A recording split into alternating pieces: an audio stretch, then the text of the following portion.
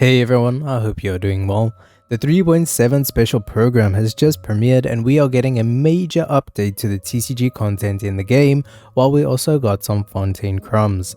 Here are some hidden details and Easter eggs you may have missed from the special program, as Hoyo loved to foreshadow and throw in these little things. Although most of these things are focused on TCG, we actually have a look at the Fontaine Map, or what could be, and not just the underwater swimming.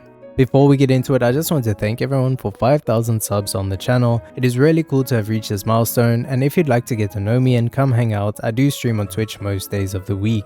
With that being said, let's start with number 1, Charlotte and her vision. From all the angles we get of Charlotte, she does seem to have what is a vision over here. Now, we do not know what a Fontaine vision looks like, but if this is indeed her vision, or at least a placeholder, then it looks like she could be an anemo or cryo character. Hoyo did, however, put out this disclaimer, meaning that Charlotte is not a final product and is subject to change, meaning that she could very likely become playable and her design could have a vision added. This event is not permanent to the game, meaning that assets used like Charlotte won't be in the game available after 3.7. Number 2 is just a cute detail and a nice touch by the team, but that is Kirara hiding in the background over here while Charlotte has a scene about being a journalist. Number 3 is all to do with this poster right here and the main event. Given that this is a tournament, this poster resembles a Sumeru character on the left and a Mondstadt character on the right. We know this not only by how they are dressed, but also with the expanded image showing the relative regional backgrounds. Now, these two characters could be the summoners themselves, or more likely